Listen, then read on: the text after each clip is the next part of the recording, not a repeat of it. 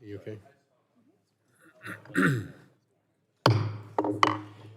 The subcommittee will come to order. The chair recognizes himself for an opening statement. Today, the Energy Subcommittee will mark up 5 bills that will update and enhance programs to help ensure the physical and cybersecurity of our nation's electric grid. These bills, 2 of which we have moved through the committee in past Congresses with strong bipartisan support, also strengthen the Department of Energy's ability to carry out its energy emergency functions. At our legislative hearing 3 weeks ago, witnesses emphasized the importance of robust collaboration between industry, states, and the federal government to ensure secure energy systems. These bills will strengthen this work by enhancing DOE's existing energy sector authorities and by providing new tools to ensure fuller industry involvement. We consider these bills today against the backdrop of growing threats to our energy systems, including advanced threats from our adversaries. As noted in recent hearings, Communist China remains the most active and persistent threat to American critical infrastructure networks. Its proxies have pre-positioned attack capabilities in American infrastructure to be used during a major crisis or conflict. Addressing these and related threats is difficult and can be resource intensive.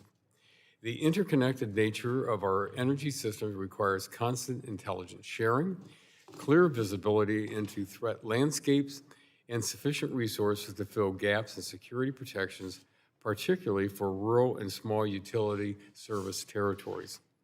The bills we consider today take important steps to accomplish this and more. H.R. 7305, the Energy Threat Analysis Center Act of 2026, led by the gentlelady from Florida's 14th Congressional District and the gentleman from Colorado's 8th Congressional District, authorizes a program that improves information sharing and coordination on threats analysis that impact the power sector.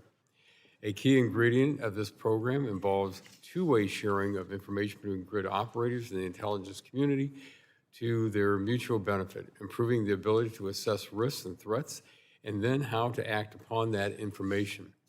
H.R. 7258, the Energy Emergency Leadership Act, led by the gentlelady from Florida's 15th Congressional District and the gentleman from Ohio's 1st Congressional District, represents longtime bipartisan policy of this committee to strengthen the ability of DOE to carry out its energy sector security and emergency functions. The bill requires the energy emergency and security functions at DOE are led by an assistant secretary confirmed by the Senate. This will ensure the department has the focused and accountable leadership that will strengthen intergovernmental and energy sector collaboration.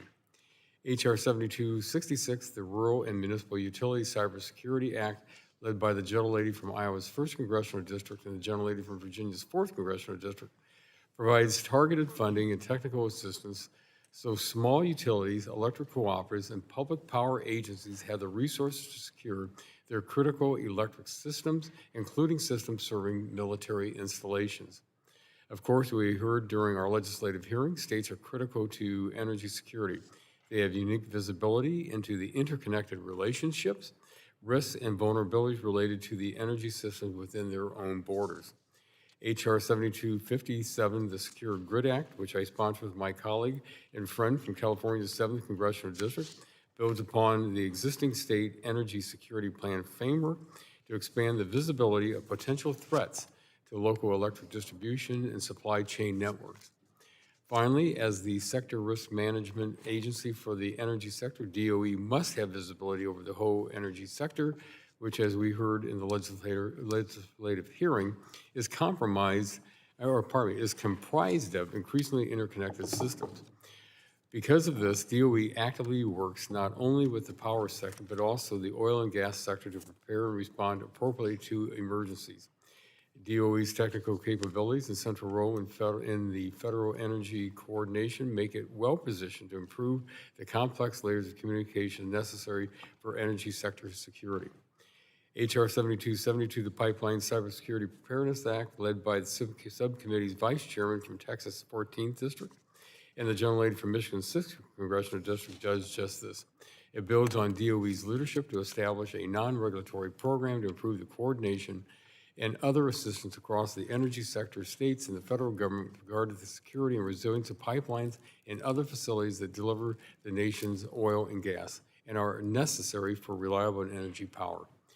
All told, these bills advance the important and bipartisan work of the subcommittee to protect critical energy infrastructure.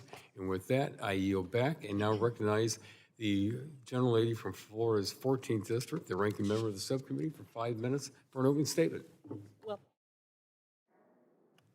Today's bills take important bipartisan steps to protect the electric grid and keep Americans safe. Several of the bills reauthorize vital initiatives that Congress created in the bipartisan infrastructure law that protect Americans from cyber and physical infrastructure threats. And while it's a start, it is not enough. The majority is not working with us, with Democrats, to meet the moment, to help lower electric bills, modernize the grid, and get more power onto the grid. Our neighbors back home are feeling the pain of rising electricity and utility bills. They're up on average across the country 13%, much higher in other places, in some places. 49 states and the District of Columbia announced rate hikes in 2025, including Florida, where our Republican Public Utilities Commission rubber-stamped almost $6 billion in rate hike increases last year. As the energy affordability crisis escalated last year, what was the Republicans' answer? It was the big ugly bill that gutted cost-saving initiatives that would have helped us get more energy to the grid and save families money. So instead of addressing higher costs, Republicans inflicted the higher costs onto hardworking Americans while billionaires pocketed tax breaks that they do not need, and we're left with a less secure electric system. Plus, the president has been on a tear, canceling clean energy projects that would have powered an estimated 13.5 million homes. And this committee should not stand idly by while the administration takes illegal actions to keep new energy resources off the grid and withholds funds for upgrading America's electric grid. We saw just last week, amid Winter Storm Fern, how resilient a well-planned electric grid keeps people alive and reduces prices. The FERC commissioners advised this subcommittee just yesterday how the aging grid is a major problem. And looking at market data, we can clearly see that transmission bottlenecks contribute to higher prices. When transmission capacity is limited, that means that customers in constrained areas must rely on higher cost generation resources, even though cheaper power exists nearby. We know that for every $1 invested in well-planned, long-distance, high-capacity transmission, we get $5 back in reliability and economic benefits. We have modern solutions. What doesn't help is forcing old polluting plants to stay online, especially when those operators and utilities don't want them. Just look at Colorado, where the owners of a Colorado coal plant are suing the Department of Energy for forcing the plant to stay online just one day before it was set to retire. Our grid is facing significant risks, as NERC has highlighted, but we can't just wave around the word emergency to justify bad policy.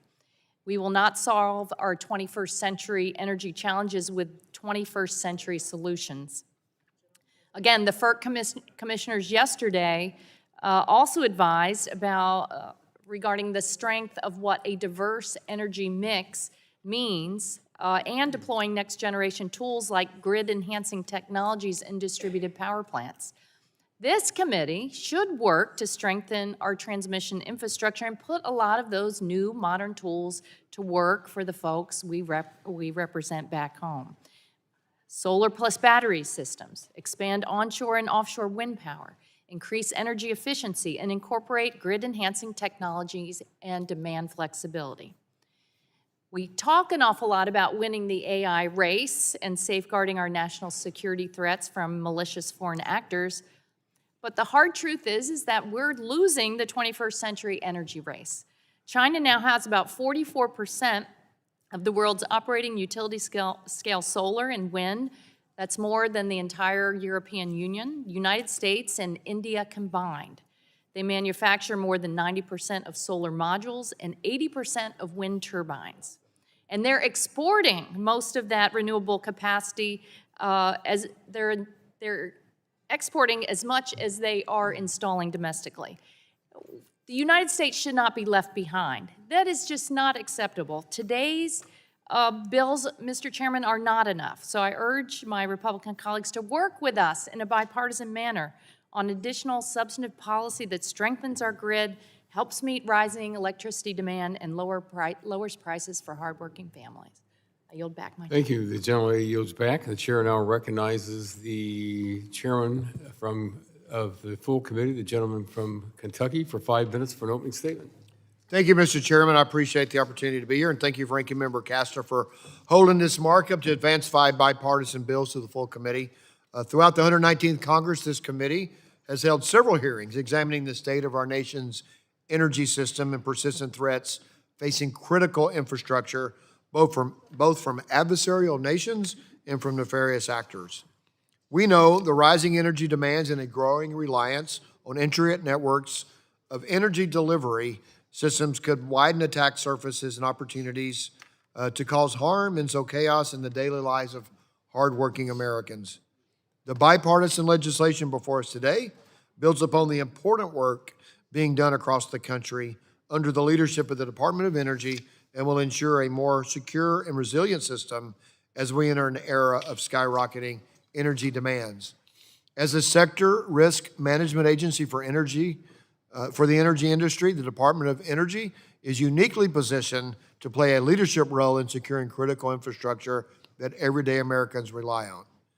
Bills being considered today will advance DOE's existing authority to protect infrastructure that is essential to the efficient and reliable delivery of energy.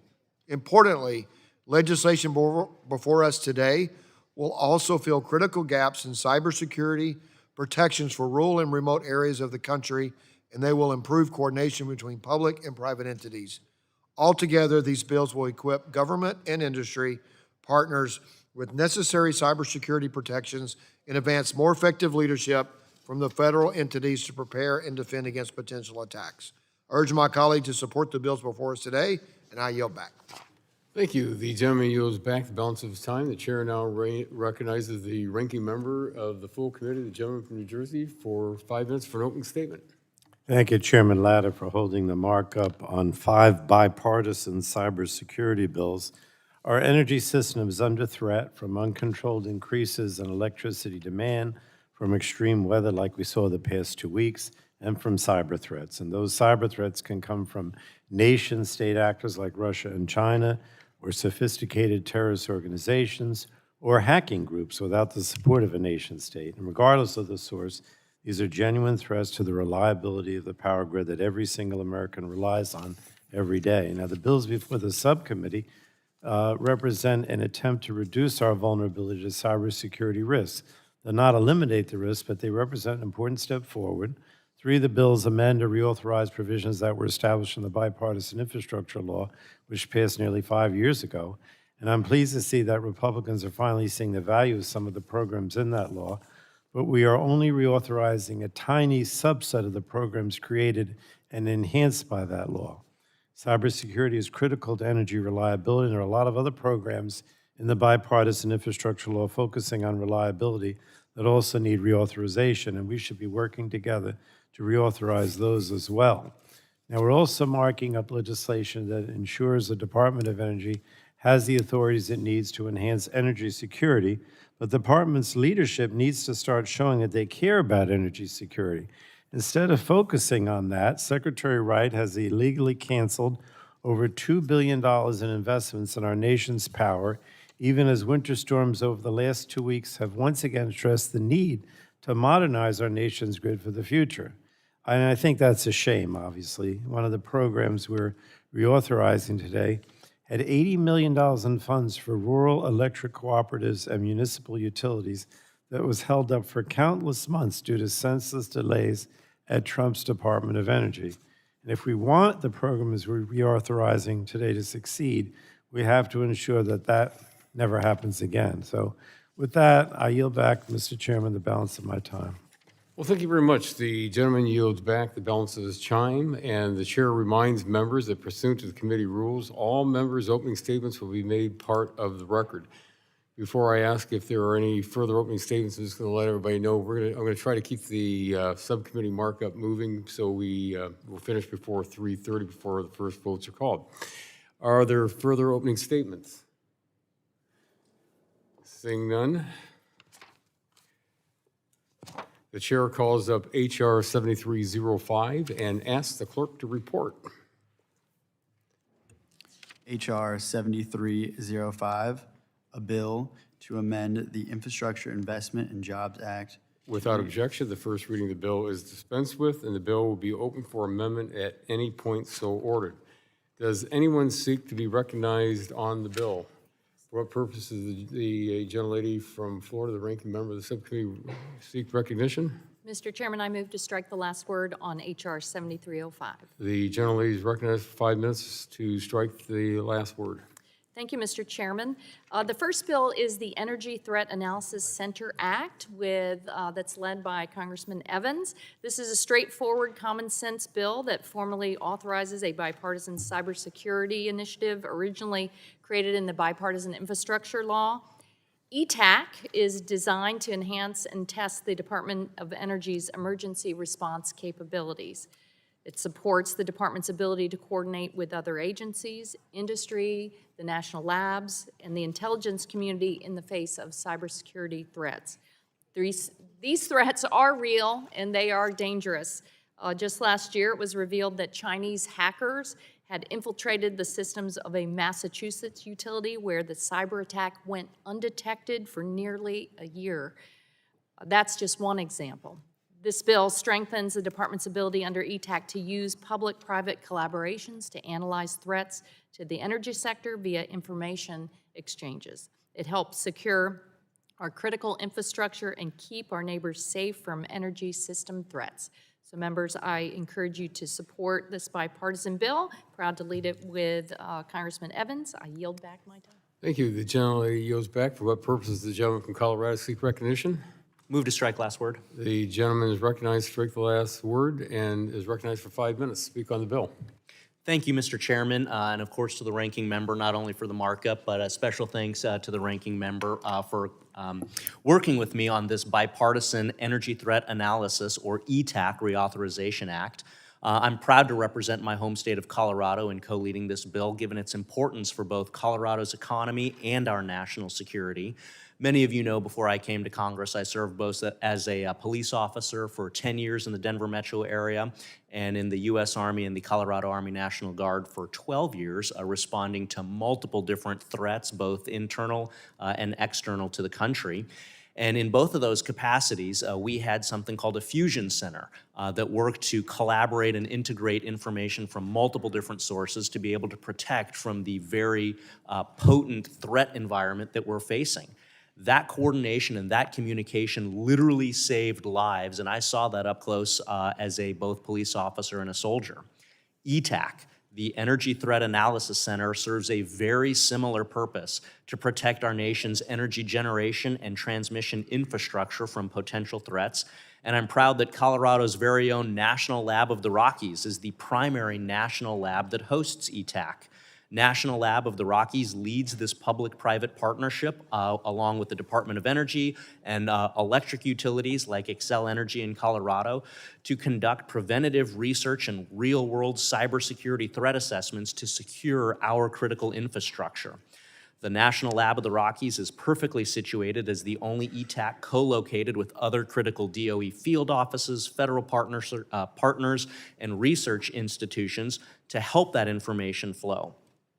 We know that the broader workforce and economy in Colorado is perfectly well situated to protect communities, and they represent strong talent from across the Front Range where innovative tech development and all of the above energy production is abundant.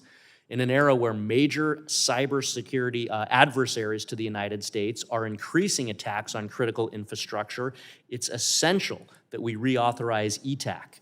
CCP-backed, Chinese Communist Party-backed hacker groups like Volt Typhoon and Salt Typhoon have already embedded themselves in networks within critical infrastructure, and they're operating at times undetected.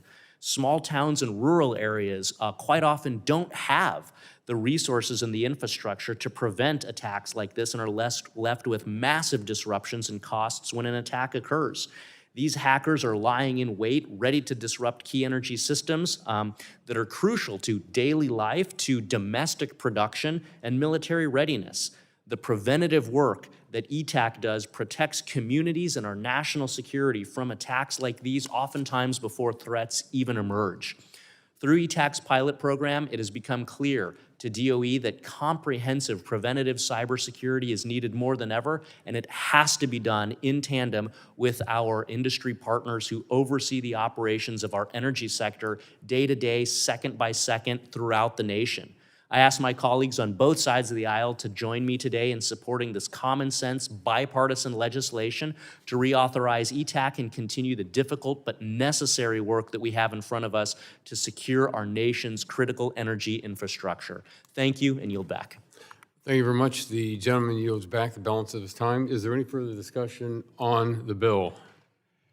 Seeing none, the question now occurs on adopting H.R. 7305. All those in favor signify by saying aye. Aye. Those opposed, nay. The ayes have it. The bill is adopted and forwarded to the committee. Chair calls up H.R. 7258 and asks the clerk to report. H.R. 7258, a bill to amend the Department of Energy Organization Act with respect Without to objection, functions- the first reading of the bill is dispensed with, and the bill will be open to amendment at any point so ordered. Does anyone seek to be recognized on the bill? For what purpose does the gentlelady from Florida seek recognition? I'd like to be heard on the bill, Mr. Chairman. The gentlelady is recognized to speak for 5 minutes. Strike the last word on the bill. Mr. Chairman, I am proud to lead H.R. 7258, the Energy Emergency Leadership Act, alongside my friend, Mr. Landsman from Ohio. I also want to thank Mr. Wahlberg of Michigan and Mr. Balderson of Ohio for their co-sponsorship, as well as Chairman Latta and Chairman Guthrie for including it in today's markup. Today, the United States is seeing an all-time high in energy demand, fueled by advances in AI and data centers, growth in manufacturing, and rapid electrification. At the same time, our electric grid faces an increasingly complex threat landscape. State-sponsored cyber threats like Volt Typhoon have actively targeted U.S. critical infrastructure, including our electric grid. In recent years, we have also seen a significant rise in physical attacks on our electric grid, such as deliberate acts of vandalism and sabotage. Meanwhile, natural disasters can cause widespread disruption and outages, an unfortunate reality all too familiar in my home state of Florida. As such, strengthening the security and resilience of America's electric grid must remain a top priority of this committee and for the Department of Energy. This is why I introduced the Energy Emergency Leadership Act, which would elevate DOE's energy, emergency, and cybersecurity responsibilities by requiring these critical functions to be led by a Senate-confirmed Assistant Secretary. The bill also clarifies DOE's cyber and energy emergency functions in the department's enabling statute. By doing so, the Energy Emergency Leadership Act will ensure the department has the focused and accountable leadership to better protect the public from fuel and electricity supply disruptions and all hazards, whether natural or man-made, including emerging threats from our foreign adversaries to the nation's electric grid. As our energy landscape evolves, so must our response. At the legislative hearing back in mid-January, we heard from witnesses about DOE's central role in protecting the energy sector and how the Energy Emergency Leadership Act will help us to support that mission.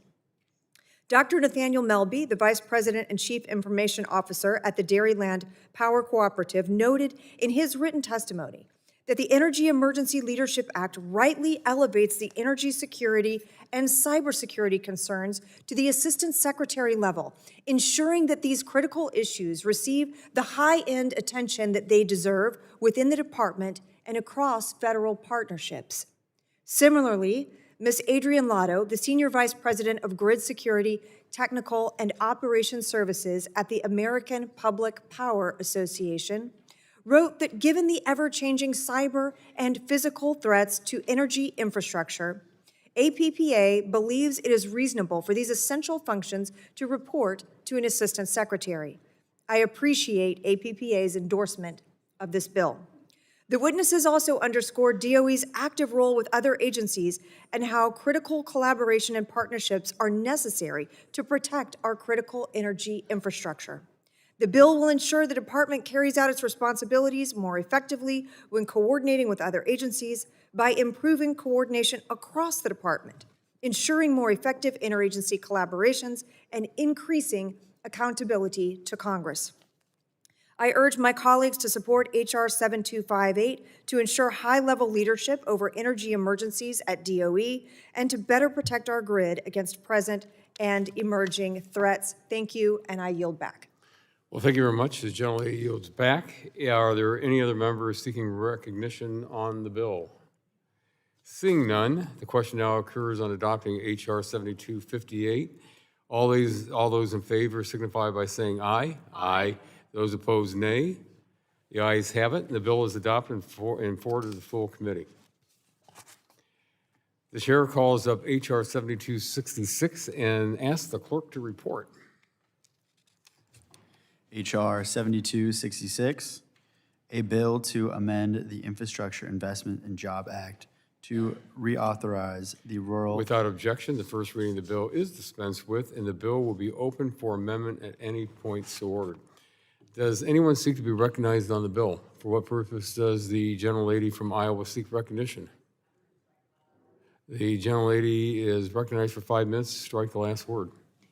Thank you, Mr. Chairman. My bipartisan legislation with Representative McKellen, the Rural and Municipal Utility Cybersecurity Act, is a bipartisan bill to reauthorize and strengthen a critical program that helps rural and municipal electric utilities defend against growing cybersecurity threats to our nation's energy grid.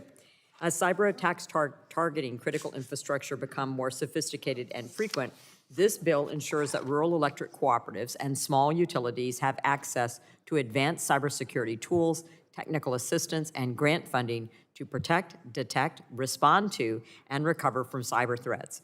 In Iowa's 1st District, rural electric cooperatives serve ratepayers across our 20 counties.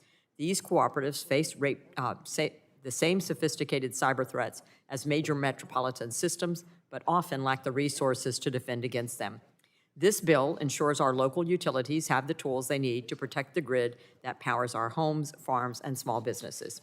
This is a straightforward piece of legislation that reauthorizes the Rural and Municipal Utility Advanced Cybersecurity Grant and Technical Assistance Program and authorizes $250 million over 5 years to support the deployment of advanced cybersecurity technologies and participation in information sharing programs.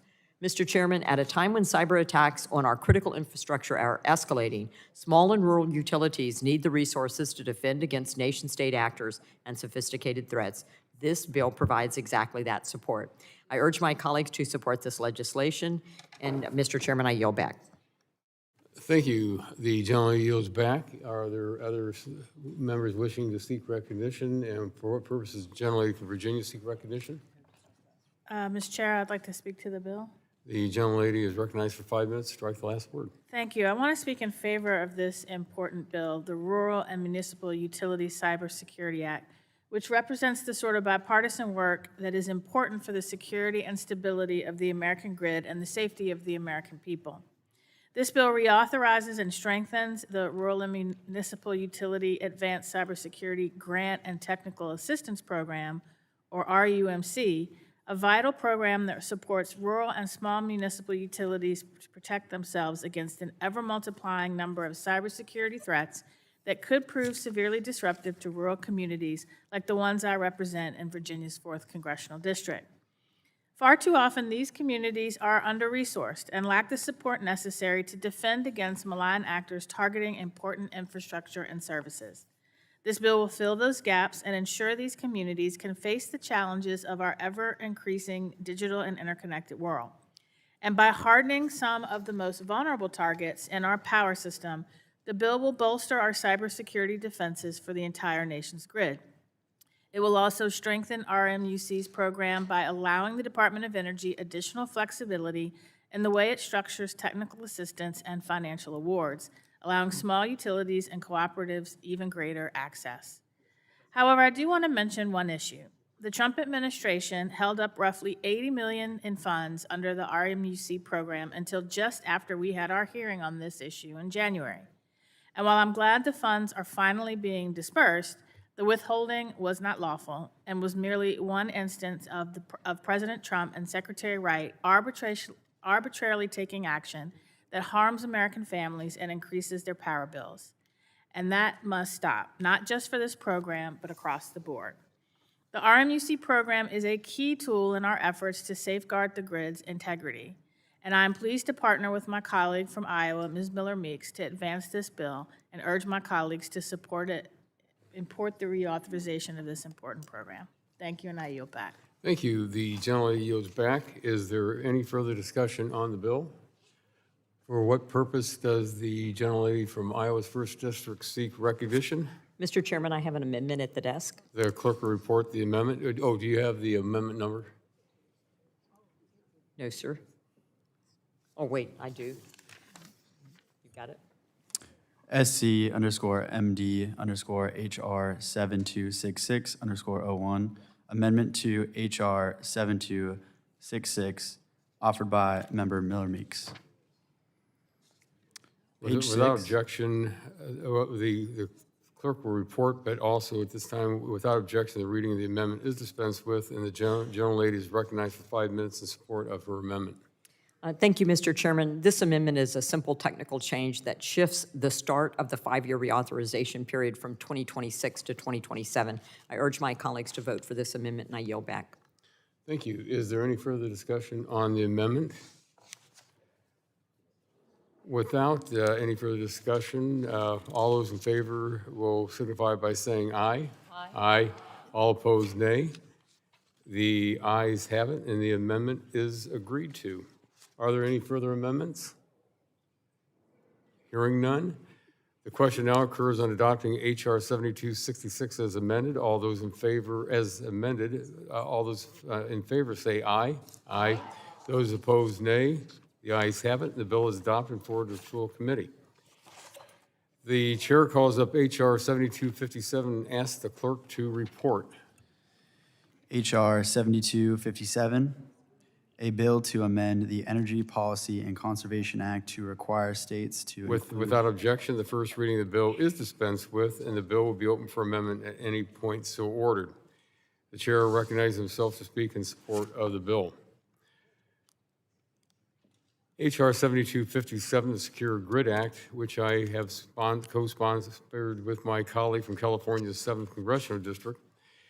What this bill does, since Congress formalized the state energy security planning process through the Energy Policy Conservation Act, EPCA, pardon me, in 2021, state energy offices and governors have worked methodically and efficiently to identify vulnerabilities and improve threat response efforts.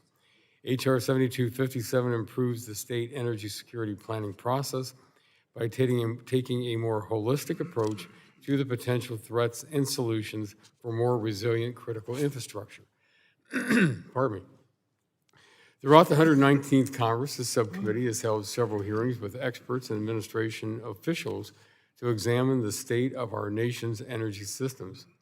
We know that adversarial nations and nefarious actors are actively seeking out any vulnerability in our interconnected energy infrastructure to sow chaos and cause harm to everyday Americans.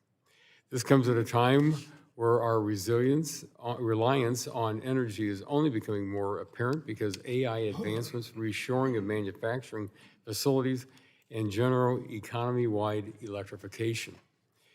This requires proactive information sharing on threat analysis, constant vigilance, and clear visibility into the widening threat of that landscape.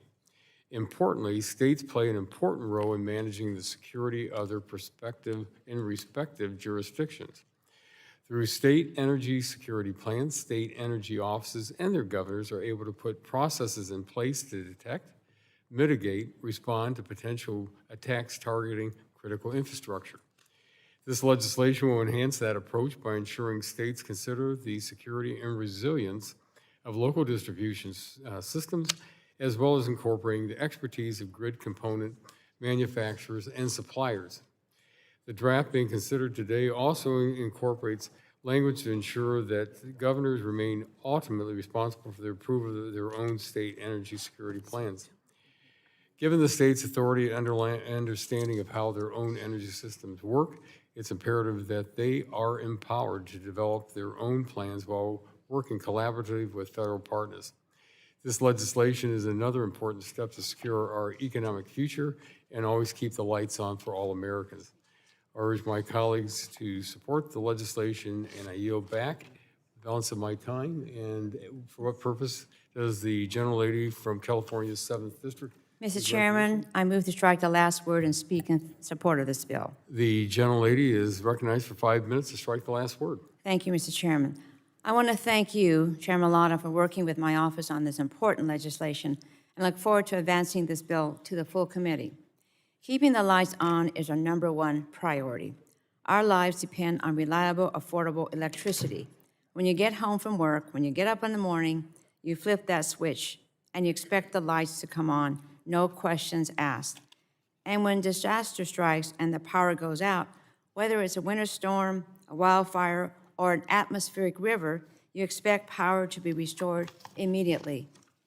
Thanks to the incredible hardworking line crews in Sacramento and across the country, power outages are typically rare and brief.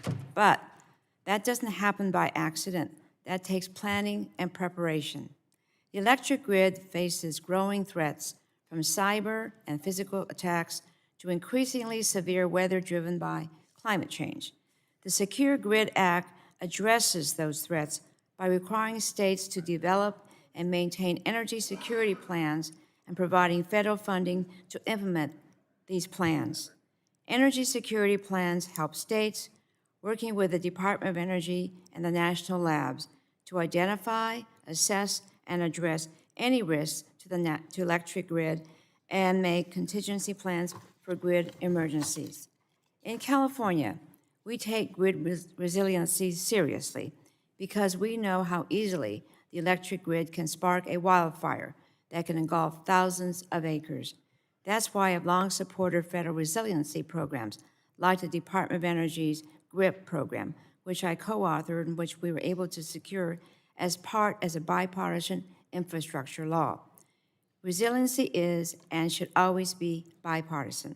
So I want to thank Chairman Latta for his work on this bill, and I look forward to continuing to work in a bipartisan fashion to make tweaks that make this legislation even better as we move towards a full committee markup. I urge my colleagues to support this bill, and I yield back the balance of my time. Well, thank you very much. The gentleman yields back. Is there any other members wishing to be recognized on the bill? Seeing none, are there any amendments? Seeing none, the question now occurs on adopting H.R. 7257. All those in favor say aye. Aye. All those opposed, nay. The ayes have it. The bill is adopted and forwarded to the full committee. The chair calls up H.R. 7272 and asks the clerk to report. H.R. 7272, a bill to require the Secretary of Energy to carry out a program. Without objection, the first reading of the bill is dispensed with, and the bill will be open for amendment at any point so ordered. Are there any members seeking to be recognized on the bill? Mr. Chairman, For what purpose does the Vice Chairman of the Subcommittee from Texas seek recognition? I seek recognition to speak on H.R. 7272. The gentleman is recognized to speak on the bill for 5 minutes. Thank you, Mr. Chairman. The top line on this is that the legislation would require the Secretary of Energy to carry out a program that improves coordination among federal agencies, among states, as well as the energy sector to ensure the security of pipelines and LNG facilities. My legislation, the Pipeline Cybersecurity Preparedness Act, which I'm proud to lead with my friend from Michigan, Representative Dingle, I don't see her here today, has long-standing support in this committee. Addressing both cyber and physical threats, and other hazards to our fuel infrastructure requires information sharing and coordination among infrastructure owners, states, as well as the federal government. It also requires visibility over the whole energy sector, from fuels to power, upstream to downstream in our facilities that secure American energy dominance across the world, Mr. Chairman. The Department of Energy, DOE, serves by law, pardon me, as the government's energy sector lead, and as such has broad visibility and the expertise to ensure security and hazards coordination across the entire energy sector. H.R. 7272 would improve how the Department of Energy works with others to ensure the security and resilience of pipelines as well as LNG facilities that our energy sector depend upon for the reliable supply of fuels as well as electricity. This legislation focuses on DOE's vast technical capabilities to develop a program that improves the coordination and the technical support needed to ensure timely, efficient, and effective work to secure our energy systems and response to disruptions. To be extremely clear, H.R. 7272 does not create nor does it authorize a regulatory program. Let me repeat. This bill does not create nor does it authorize a regulatory program. It is intended to strengthen DOE's ability to improve, to inform, and build capabilities within states, as well as access across the energy sector. Pardon me. Other agencies like Transportation Security Administration, TSA, certainly play a vital role when it comes to cybersecurity for pipelines. But the Department of Energy retains responsibility over the whole energy and power sector. It also already leads federal coordination on this front. This bipartisan effort will maximize for the public interest DOE's capabilities and in turn strengthen all stakeholders in security for the delivery of fuels as well as power. With that, I urge my colleagues to support H.R. 772. The gentleman yield a minute, then 43 seconds? This is, Yes, this yes, gentleman Mr. yields. So thank Mr. Chair, Mr. Vice Chair. Our nation's economy and security are dependent on the uninterrupted supply of fuels and electricity, and pipelines play an essential role in the reliability of this system. Both the Department of Energy Organization Act and the Fixing America's Transportation Act provide DOE with a range of emergency response and cybersecurity authorities, including the designation of DOE as a sector risk management agency for the energy sector. In this role, DOE is required to coordinate with other agencies and work with the energy sector to identify vulnerabilities and mitigate incidents. H.R. 7272 would bolster coordination and information sharing for incident responses, provide for the pilot demonstration projects, and develop curricula for pipeline and LNG facilities. H.R. 7272 will also improve the quality of this coordination by allowing DOE to work more closely with the energy sector and states to strengthen system resiliency. Importantly, this legislation has no impact on the authority of any other federal agency relating to the physical or cybersecurity of pipelines or LNG facilities. It does not provide any new regulatory authority and instructs DOE to use its expertise at the Sector Risk Management Agency to strengthen the resilience of our nation's critical energy and infrastructure. The bill enjoys a strong bipartisan history, and I thank my colleagues on the other side of the aisle for working with us, and I urge support, and I will yield back to my friend from Texas. The gentleman from Kentucky yields back, and so do I, Mr. Chairman. Well, thank you very much. The gentleman yields back, and the chair now recognizes the gentleman from New Jersey, the ranking member of the full committee. Just like the last word for 5 minutes. The last word. Thank you, Chairman Latta. I strongly support H.R. 7272, the Pipeline Cybersecurity Preparedness Act, because cybersecurity threats to our energy system are not limited to the power grid. They can impact our nation's fuel delivery systems. And we saw an explicit example of this nearly 5 years ago when cyber criminals hacked the Colonial Pipeline and left much of the East Coast struggling for access to gasoline and diesel. This bill would codify and enhance the Department of Energy's role in pipeline security. It would also allow DOE to develop pilot and demonstration projects to keep our nation's energy system safe and to help develop the next generation of energy workers that are on the front lines of energy security. DOE has the relationships with companies across the energy industry necessary to drive the change we need to see, and it must have leadership role in any federal government efforts to protect both the physical and cybersecurity of our energy infrastructure. But before I yield back, Mr. Chairman, I have to note that the committee has more work to do in ensuring the safety, not just the security, of our nation's pipeline system. The Pipeline and Hazardous Materials Safety Administration's authorization for pipeline safety activities ran out nearly 2.5 years ago. The Transportation and Infrastructure Committee has passed a bipartisan reauthorization bill. The Senate Commerce Committee has passed a bipartisan reauthorization bill. But our committee is behind the curve. We have not even had a legislative hearing on a proposal. So, Mr. Chairman, this committee cannot stand idly by as the Trump administration attacks the safety of American pipelines. We must craft a bipartisan reauthorization for pipeline safety. But I know that work is critical. I know it's for another day. For the moment, I'm glad the committee can pass this important legislation on pipeline security. I urge my colleagues to... Will the gentleman yield? Sure, of course. Yes. Thank you. I yield back. He said thanks. The gentleman said thank you. Oh, that's just a thank you. All right.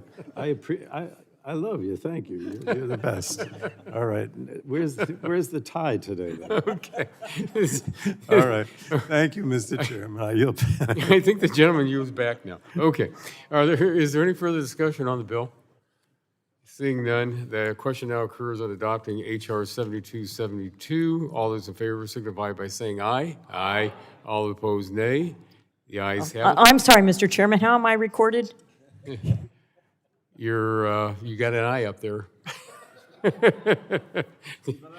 Yeah, the ayes have it. The bill is adopted for the full committee. Without objection, staff is authorized to make technical and conforming changes to the legislation approved by the committee today. So ordered. Before I bring the gavel down, I just want to thank everybody for yesterday's hearing. We've had such great feedback on our FERC hearing yesterday from so many people that, we had every chair about filled in here for a long period of time. But I think we had 32 members ask questions yesterday. So I just want to thank everybody for their hard work yesterday in the subcommittee with FERC. Without objection, the committee stands adjourned.